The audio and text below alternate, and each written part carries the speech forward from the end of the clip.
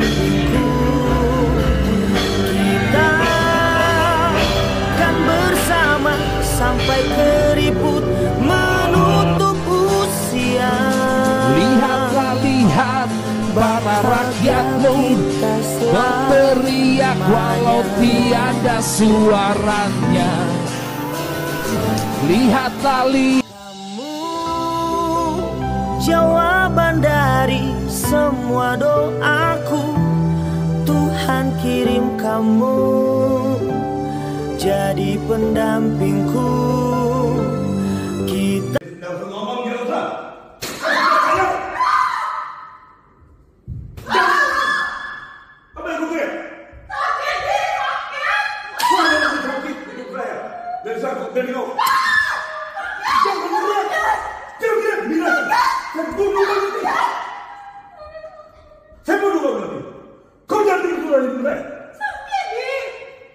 hanya begitu sakit. Saya lebih saya bunuh.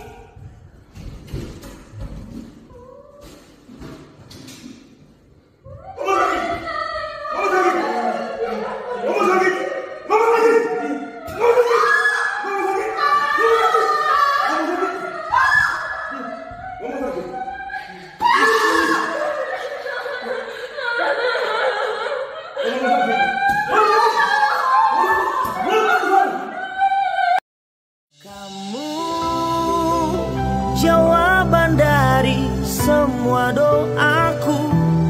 Tuhan kirim kamu.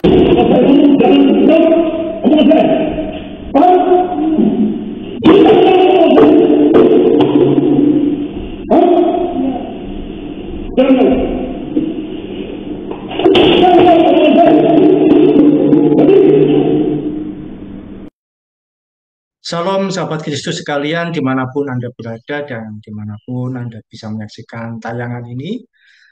Kita kembali bertemu dalam program Apa Kata Pak Gem bersama dengan saya Pendeta Oki Raharjo. Ya, di depan kita sudah melihat dua tayangan video yang tentu memprihatinkan sekali, yaitu sosok seorang pendeta yang melakukan kekerasan dalam rumah tangga. Dia memukuli istrinya sampai parah sekali, tidak hanya dengan tangan kosong, tapi dengan alat yang berupa pipa. Dan di tayangan video berikutnya ada juga tayangan dia sedang bepergian atau ke tempat wisata bersama perempuan muda yang diduga staf pribadinya. Bisa dikategorikan sebagai perselingkuhan. Entah siapa yang merekam, tentu ini untuk kesenangan dia pribadi, tapi yang jelas perempuan itu bukan istri sahnya. Dan juga ada rekaman CCTV yang beredar, dia memukul istrinya, bertindak kasar pada istrinya. Sehingga apa yang dia lakukan itu tentu lebih dari sekali. Dan bukan hanya khilaf, bisa jadi adalah sebuah kebiasaan. Apa dan siapa pendeta atau orang tersebut yang melakukan kekerasan dalam rumah tangga pada istrinya? Kita akan melihat atau mempelajari melalui tayangan PowerPoint yang coba saya buat untuk memudahkan kita memahami peristiwa atau masalah ini. Oke, saya beri judul Pendeta kok pukuli istrinya. Ya, pendeta kok KDRT pada istrinya. Oke, langsung kita lihat bahwa ini adalah sosok yang melakukan KDRT atau pemukulan pada istrinya, yaitu seorang bernama Hendrianto Ajuri SH atau Moses Henry sebutannya. Moses Henry ini adalah sebutan ketika dia melayani atau ketika dia sebagai seorang rohaniawan, khususnya sebagai seorang pendeta. Moses Henry merupakan seorang pendeta sekaligus pengacara dan pernah menjadi caleg sebuah partai besar, partai yang sangat terkenal. Namun sayang sekali pada tahun 2024, Moses Henry tidak terpilih untuk menjadi anggota legislatif. Dia tinggal di Kabupaten Sidoarjo, Jawa Timur. Sebagai seorang pendeta, Moses Henry melayani di Gereja Pantekosta Amazing God Church yang berada di Jalan Ponti, Sidoarjo. Dia dikenal sebagai seorang yang dermawan, suka memberi, dan menolong orang lemah. Bahkan dalam kapasitasnya sebagai seorang caleg, dia banyak sekali membantu masyarakat yang dalam kesulitan. Beberapa fasilitas umum pun dia bersedia untuk membantu memperbaiki. Ya wajar sekali namanya caleg ya, tentu akan pencitraan di hadapan masyarakat, apapun akan dia lakukan untuk mencoba menarik perhatian. Gambar ini adalah gambar ketika dia melayani ibadah Natal di gerejanya pada Desember 2023 yang lalu. Berikutnya, namun sayang sekali reputasinya yang baik di luar itu harus tercoreng akibat kelakuannya di keluarga yang tidak mencerminkan keberadaannya sebagai seorang hamba Tuhan. Kalau marah, Moses Henry ini tidak terkendali. Bahkan cenderung main fisik. Istri dan anaknya pun seringkali menjadi korban kekerasan dalam rumah tangga. Istrinya, yaitu Shirley, mengakui bahwa dia mengalami penganiayaan selama 20 tahun dan terancam akan dibunuh. Ya, dalam satu wawancara di sebuah televisi, memang dia mengalami secara random. Artinya itu tidak berturut-turut. Tapi setiap kali Moses Henry ini tidak bisa mengendalikan emosi atau bad mood, yang melampiaskan kepada istrinya kemarahan-kemarahan yang eh, mungkin itu akumulasi dia ada masalah di luar, kemudian dia lampiaskan pada istrinya. Kasus terakhir yaitu pada 9 Agustus 2024, pukul 2 pagi, istrinya yaitu Sherlyn mengalami pemukulan. Bukan hanya dengan tangan kosong, tapi juga dipukul menggunakan pipa. Oleh karena seringkali terjadi, anaknya pun berinisiatif untuk merekam tindakan Moses Henry terhadap istrinya itu. Jadi anaknya yang merekam di balik kamar, di balik pintu, atau di satu ruangan ada lubang yang bisa merekam dengan HP perlakuan papanya pada mamanya. Pada tanggal itu, yaitu tanggal 9 Agustus, siang harinya, Sally pun melaporkan kasus yang dialaminya pada pihak kepolisian dengan bantuan pengacara Surabaya yaitu M. Soleh. Dia melaporkan pada pihak Polrestabes Surabaya tentang kelakuan dari suaminya yang melakukan KDRT. Perilaku Moses Henry tentu mencemarkan profesi seorang pendeta atau hamba Tuhan. Bahkan beredar video dia berselingkuh dengan perempuan muda yang diduga staf pribadinya.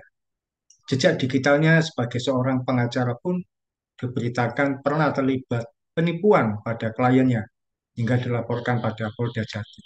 Jadi waktu itu dia tahun lalu ya, 2023 dia melakukan penggelapan uang pada kliennya, minta uang terus untuk menyelesaikan kasus.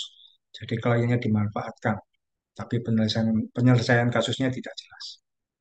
Apakah orang ini atau figur ini masih layak disebut sebagai seorang hamba Tuhan? Nah, opini kami, pendapat kami, bagaimana seharusnya seorang hamba Tuhan?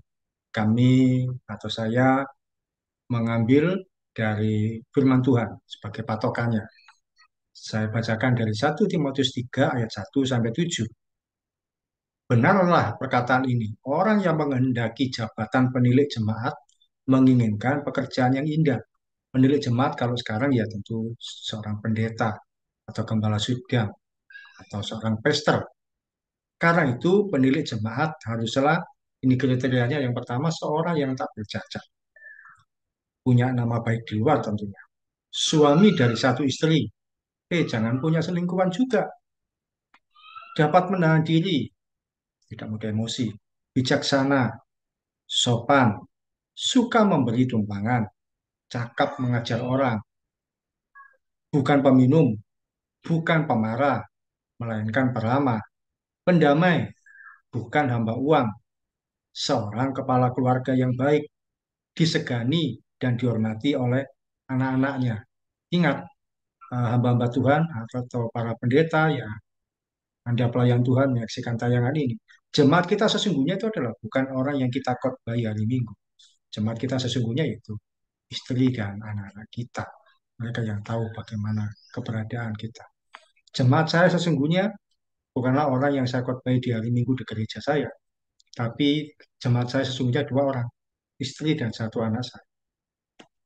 Jikalau seorang tidak tahu mengepalai keluarganya sendiri, bagaimanakah ia dapat mengurus jemaat Allah? Ya, jadi pelayanan yang utama tentu beres di lingkungan keluarga, baru kemudian silakan melayani di luar. Janganlah ia seorang yang baru bertobat, agar jangan ia menjadi sombong dan kena hukuman iblis. Hendaklah ia juga mempunyai nama baik di luar jemaat, agar jangan ia digugat orang dan jatuh ke dalam jerat iblis. Ya, jadi kita juga penting punya nama baik di luar, supaya kehidupan kita aman dan tidak menjadi batu sandungan. Kesimpulan dari tayangan ini yaitu kehidupan seorang pendeta atau hamba Tuhan tidak hanya ditentukan dari sekolahnya apa atau jabatannya apa, namun dari karakter yang indah yang dimilikinya. Seorang hamba Tuhan tidak dinilai dari khotbahnya bagaimana dan berapa banyak jam terbang pelayanannya, namun dinilai dari keteladanan hidupnya. Siapa yang bisa menilai? Tentu orang-orang terdekatnya, yaitu istri, anak, dan juga orang-orang yang bekerja bersamanya. Kalau ada orang-orang yang bekerja bersama di keluarganya, mungkin itu supir, satpam, atau asisten rumah tangga. Ya, terakhir, tolong jangan bersembunyi di balik alasan pendeta juga manusia, lalu bisa bertindak semaunya sendiri. Ingat, kita ini hamba Kristus yang harus memiliki karakter Kristus dalam kehidupan kita dan bisa terpancar, dinikmati, dilihat oleh orang lain. Dan orang bisa melihat bahwa ya, dia memang hamba Tuhan yang benar. Sesuai apa yang dia katakan dan dengan yang dia lakukan. Oke, demikian opini saya mengenai kasus seorang pendeta yang memukul atau melakukan kekerasan dalam rumah tangga pada istrinya. Apapun alasannya, dia mungkin punya motivasi-motivasi eh, atau pembelaan diri, tapi yang jelas tidak dibenarkan ya Pak ya, memukul istri atau kekerasan pada istri sebagai pelampiasan atau dendam kepada istri sehingga bebas menghajar istrinya dengan semaunya. Karena beredar berita-berita dia melakukan pembelaan bahwa dia melakukan ini karena ada motivasi-motivasi lain, karena ada hal-hal tertentu yang membuat dia tidak bisa menagih. Tentu tidak bisa dibenarkan ya, Pak Pendeta Moses Henry. Baik koreksi diri, lebih baik eh, merevisi atau memperbaiki kehidupan dan sebaik mungkin. Kita ini hamba Tuhan, bukan hamba kedagingan. Oke, itu aja yang bisa saya sampaikan. Tetap semangat mengikuti Tuhan Yesus, apapun dan bagaimanapun kondisi kita. Salam dari saya, Pendeta Oki Raharjo dari Mitzvah Ministry. Tetap setia sampai garis akhir. Tuhan Yesus memberkati.